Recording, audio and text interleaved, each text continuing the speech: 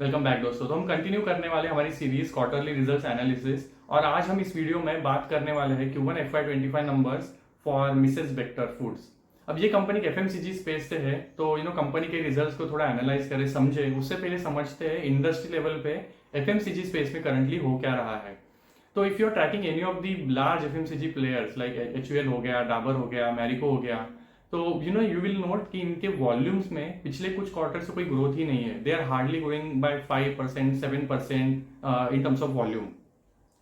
इसका रीजन है कि जो करंटली रूरल इकोनॉमी में स्लो डाउन है, we are in high inflationary environment, also there is high interest rate scenario happening, और there is also unemployment in the rural region. तो ये FMCG जो प्लेयर्स होते हैं, इनका मेजर ग्रोथ ड्राइवर होता है रूरल सेक्टर। तो अगर ये अच्छा करेगा तो इनको बेनिफिट मिलता है in terms of volume growth and sales growth.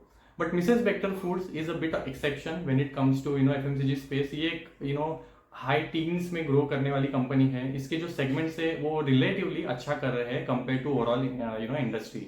तो अब थोड़ा आते हैं कंपनी के डिटेल को समझते हैं। तो ये कंपनी शुरुआत हुई थी अराउंड 1995। बेक्टर फैमिली, अनूप बेक्टर और रजनी बेक्टर, ये इन्होंने इस कंपनी की शुरुआत की थी। इसकी काफी इंस्पायरिंग स्टोरी है। If you just Google Rajni Bector, she is also Padma awardee. So you will see that she started company from her own kitchen, bakery products बना के, और यहाँ से अब कंपनी का मार्केट कैप अराउंड 10,000 करोड़ का है। It is quite a big player when it comes to biscuits as a segment. ये कि ऑलमोस्ट 12% जो इंडिया से बिस्किट्स एक्सपोर्ट होते हैं उसमें इनका 12% का शेयर है। तो it's quite a big player. And ये यूएस हो गया, मिडल ईस्ट हो गया, ऑस्ट्रेलिया हो गया, यूरोप, इस सब जगह पे अपने प्रीमियम प्रोडक्ट्स को एक्सपोर्ट करती है। तो ये basically caters to high quality products which are premium products.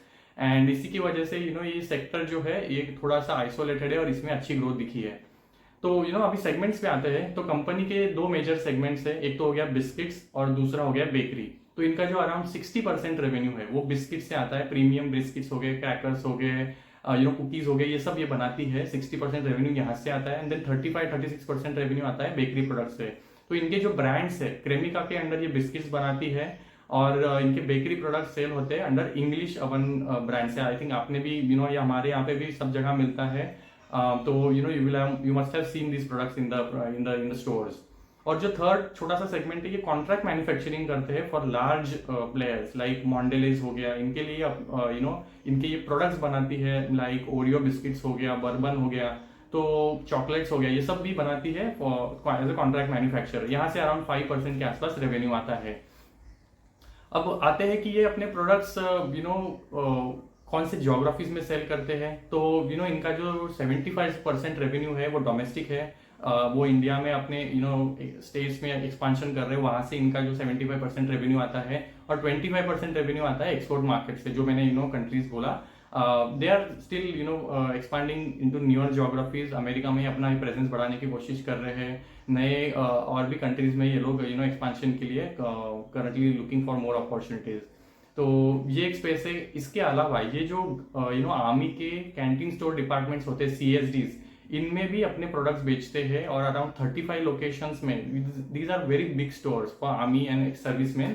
तो यहाँ भी ये अपने प्रोडक्ट्स सेल करते हैं। अराउंड 34 to 35 लोकेशन है जहाँ पे ये करंटली अपने प्रोडक्ट्स बेचते हैं।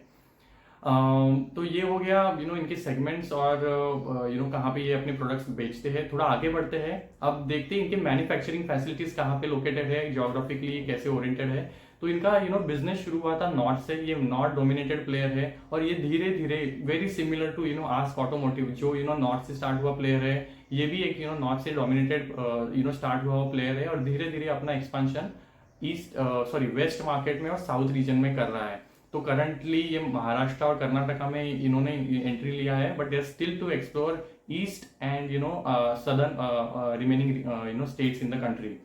तो ये इनका है करंट सिचुएशन है। अगर मैं इनके टच पॉइंट्स की बात करूं, तो मैनेजमेंट ने जैसा गाइडेंस दिया था, they have truly respected their words and have delivered that 100% growth in the direct जो रिच पॉइंट्स होते हैं। तो इनके अराउंड 1,60,000 के आसपास डायरेक्ट रिच पॉइंट्स थे अराउंड FY23।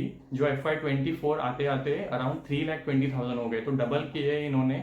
और यही इनके लिए मेजर ड्राइवर रहा है, क्योंकि ये जो पूरा एफएमसीजी स्पेस में खेल होता है वो होता है डिस्ट्रीब्यूशन नेटवर्क का। आपका जो डिस्ट्रीब्यूशन नेटवर्क जितना स्ट्रांग होगा उतना आपको ग्रोथ में सेल्स में ग्रोथ आएगा, राइट। तो इन्होंने अपने ऑलमोस्ट डबल किए हैं डायरेक्ट रीच पॉइंट्स, और इनके जो टोटल रिटेल आउटलेट प्रेजेंस है वो अराउंड अभी 7 लाख के आसपास हो गया है। तो they have grown significantly in last few years. इसका अगर मैं आईपीओ टाइम से अगर थोड़ा हिस्ट्री बताऊं तो इसका आईपीओ अराउंड 2020 में आया था, अराउंड 560 के आसपास, और वहां से आईपीओ भी ऑलमोस्ट 100% पे ये लोग लिस्टिंग हुए थे, around 106% if I remember correctly. तो ऑलमोस्ट डबल हुआ था on IPO listing day, and then वहां से भी ऑलमोस्ट 3 टाइम्स हो गया है। तो it has made huge wealth for it investors and is continuing to do that. तो अगर मैं इसको अगर इनके जो वापस आते हैं डिस्ट्रीब्यूशन पे, तो इनके जो रिटेल डायरेक्ट टच पॉइंट्स है, जिससे मैंने बोला 3,20,000 है। अगर हम एफएमसीजी स्पेस से और सेम कैटेगरी से बिस्किट से जो दूसरा मेजर प्लेयर है वो है ब्रिटानिया, अगर उसके साथ हम कंपेयर करें तो करंटली ब्रिटानिया के around 28 lakh distribution direct rich points है। तो यू स्टिल सी, क्योंकि मिसेस बेक्टर नॉर्थ से शुरू हुआ है, अभी तक पूरे कंट्री में फैला नहीं है, इसका प्रेजेंस नहीं है, तो इनके पास इमेंस ग्रोथ पोटेंशियल है। अराउंड अभी भी यहाँ से 7 to 8 टाइम्स अपने डायरेक्ट रिच पॉइंट्स को ये ग्रो कर सकते हैं, राइट। तो ये काफी मेजर ग्रोथ ड्राइवर्स भी इनके लिए होने वाला है, जैसे ये अपना एक्सपांड करते हैं अदर जियोग्राफीज में। अब इसके अलावा ये जो डायरेक्ट रिटेल सेल हो गया या फिर कॉन्ट्रैक्ट मैन्युफैक्चरिंग हो गया, इसके अलावा जो इनका थर्ड सेगमेंट है जहां से इनको थोड़ा रेवेन्यू आता है वो है जो ये सेल करते हैं B2B में, जैसे पीवीआर हो गया, फिर जो ब्रेड्स जहाँ पे यूज होते हैं, KFC हो गया, बर्गर किंग हो गया, ये जो सारे बर्गर वाले चेन्स है, यहाँ पे भी अपने प्रीमियम ब्रेड्स को देते हैं। मल्टीग्रेन हो गया या फिर मिलेट बेस्ड अभी भी इन्होंने प्रोडक्ट्स लॉन्च किए हैं। तो ये भी इन सारे जो फूड चेन्स है या फिर क्लाउड किचन हो गया, यहाँ पे भी अपने ये प्रोडक्ट्स बंस वगैरह बेचते हैं।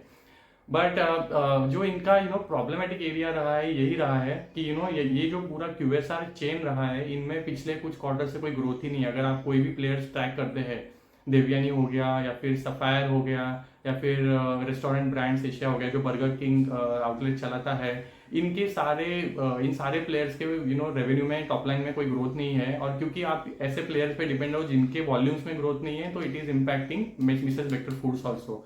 तो अब आते हैं इनके क्वार्टरली नंबर्स पे। तो Q1 FY25 में ये लोग ने अराउंड 440 करोड़ के आसपास रेवेन्यू किया था, जिसमें 17% के आसपास जंप दिखी थी। तो ये still it is good, I mean compare to HUL Dabur जो 5-7% से ग्रो हो रहा है, it is much still much better. They are growing in high teens, और मैनेजमेंट का गाइडेंस भी वैसा ही रहा है कि हम हाई टीन्स में ग्रो करेंगे, and they are doing that. इनका एबिटा आया था अराउंड 64 करोड़ के आसपास, जिसमें भी 10% की ग्रोथ दिखी थी, और पैट फ्लैट रहा था, अराउंड 2% की ग्रोथ दिखी थी, और 35 करोड़ के आसपास रहा था। तो numbers are decent, I won't say they are bad, because 17% is a good growth. अब अगर हम सेगमेंट वाइज बात करें तो इनका जो बिस्किट सेगमेंट है, ये हाई ग्रोथ सेगमेंट है, इसमें अराउंड 23% की ग्रोथ दिखी थी।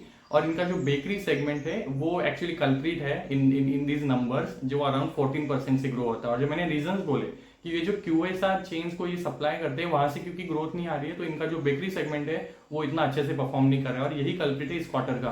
तो अब अगर हिस्ट्री देखेंगे तो ये कंपनी प्रीवियस क्वार्टर्स में अराउंड 30% 40% से ग्रो होती थी, बट इसका अभी थोड़ा ग्रोथ स्लो डाउन हुआ है, अराउंड 17%। अब थोड़ा आगे बढ़ते हैं और समझते हैं ग्रोथ के लिए कंपनी क्या कर रही है, इनकी ग्रोथ स्ट्रैटेजी क्या है।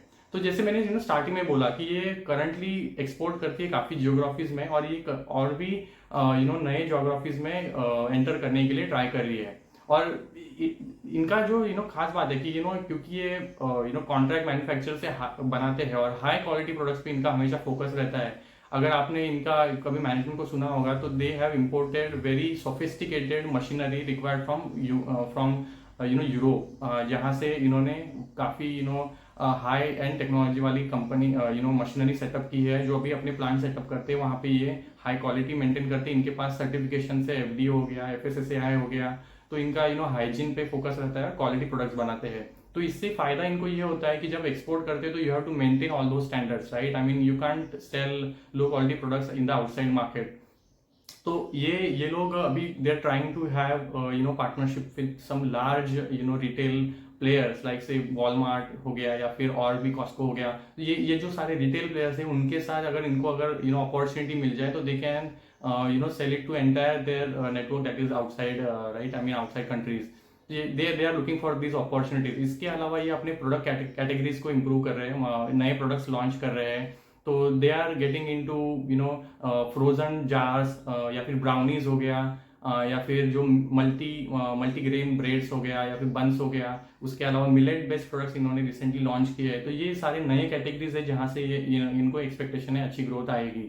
इसके अलावा as I said they sell premium products. अब ये प्रीमियम प्रोडक्ट्स हाई मार्जिन होते हैं ऑब्वियसली। तो ये प्रीमियम प्रोडक्ट्स में ये लोग they are still trying to improve. जो करंटली इनका कॉन्ट्रीब्यूशन है अराउंड 37% से आता है फ्रॉम प्रीमियम प्रोडक्ट्स। तो इसको भी ये लोग इम्प्रूव करने के लिए they are trying to improve that percentage also. अब थोड़ा आगे बढ़ते हैं। ये जो करंट ग्रोथ आने वाली है फ्यूचर में, while they expand there distribution network, तो इसको सेटिस्फाई कैसे करेंगे। तो इनका अराउंड इस साल में FY25 में अराउंड 570 करोड़ के आसपास का कैपेक्स का प्लान है। ये अपने करंट फैसिलिटीज को एक्सपांड कर रहे हैं, इनमें कैपेसिटी बढ़ा रहे हैं। अब इसकी जरूरत इसलिए पड़ी थी, if you look at their numbers, जो कैपेसिटी यूटिलाइजेशन है, इनका capacity utilisation in the biscuit segment is around 80-85% on an average, और पीक में अराउंड 90-95% पे चला जाता है।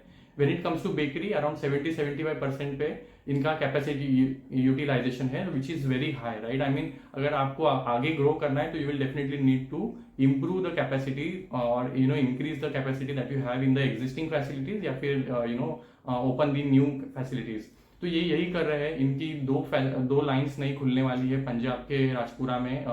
करंट फैसिलिटी में ये लोग नए 2 लाइंस ऐड कर रहे हैं। इसके अलावा MP में धार करके जगह है, वहाँ पे ये अपनी बिस्किट के लिए नई फैक्ट्री सेटअप कर रही है। तो ये रेडी होने वाली है in the first half of this year FY25। इसके अलावा ये महाराष्ट्र के खोपोली में अपना बेकरी प्लांट सेटअप कर रहे हैं, एंड बैंगलोर में, कर्नाटका में भी इन्होंने अपना बेकरी का प्लांट सेटअप करने के लिए कंस्ट्रक्शन चालू किया है। तो ये जो सारी फैसिलिटीज है विद इन FY25 स्टार्ट होने वाली है। तो once this facilities are ready by end of FY25, you will see they will have more bandwidth to sell in the nearby regions, right। MP में आप once you are there you have a presence in MP, you can sell those products in nearby states like Odisha हो गया या फिर तेलंगाना हो गया। वहाँ पे इनको बेनिफिट मिलेगा उन प्रोडक्ट्स को डिस्ट्रीब्यूट करने में। अब थोड़ा आगे बढ़ते हैं। इनको क्या लगता है फ्रॉम जो इनका पुअरली परफॉर्मिंग सेगमेंट है बेकरी के रिलेटेड। तो मैनेजमेंट का कहना है कि there is going to be a strong turn around from Q2, क्योंकि इस साल मानसून भी अच्छा हुआ है। तो it will also add in their growth. Also इधर इज इन्फ्लेशनरी प्रेशर, आप रिसेंट नंबर्स अगर देखे होंगे तो there is inflation which is coming down a bit.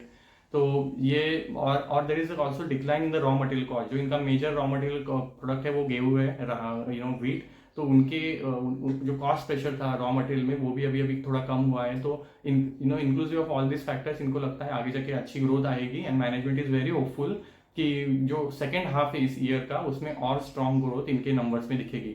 तो ओवरऑल जो मुझे इनके नंबर्स लगे थे compare to all the other major big players in the FMCG space, ये काफ़ी अच्छे से स्ट्रांगली ग्रो होने वाला प्लेयर है। और इसके लिए अभी काफ़ी मैसिव अपॉर्चुनिटी है। जैसे मैंने कंपेयर किया ब्रिटानिया के साथ, लार्ज अपॉर्चुनिटी स्टिल एग्जिस्ट। ये कहाँ ग्रोथ कर सकता है। कॉन्ट्रैक्ट मैन्युफैक्चरिंग हो गया, एक्सपोर्ट्स हो गया, प्रीमियम प्रोडक्ट्स हो गया, न्यू प्रोडक्ट लॉन्चेस हो गया।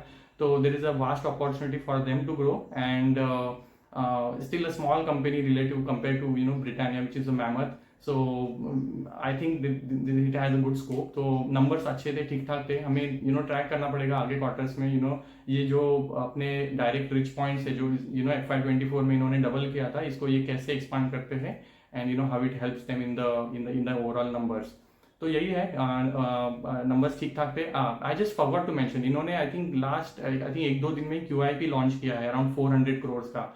तो ये इन्होंने बेसिकली किया है क्योंकि इनको अगर आप अगर बैलेंस शीट को देखेंगे तो थोड़ा इनका डेट बढ़ गया था, और ऑब्वियसली इनको एक्सपेंशन भी करना है, अपनी फैसिलिटीज को एक्सपांड करना है। तो obviously there is a need of money, so they are raising around 400 crore, और ये यूज होने वाला है डेट रिडक्शन के लिए और ये फैसिलिटी एक्सपेंशन के लिए। And on back of those news, I think the stock has gone up as well. Stock is bit on the expensive side. If you ask me, 70 around 80 के आसपास इसका P चल रहा है, and given the growth around 17-18%, it looks a bit expensive, but we'll have to see कि future में कितना growth ये दे पाता है, because market always discounts future।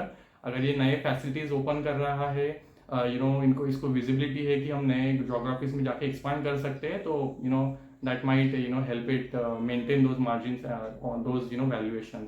So let's see, numbers ठीक ठाक थे एंड यही तक रखते हैं। चलो, तो अगर आपको वीडियो अच्छा लगा होगा तो जरूर शेयर करें, सब्सक्राइब करें। Thank you.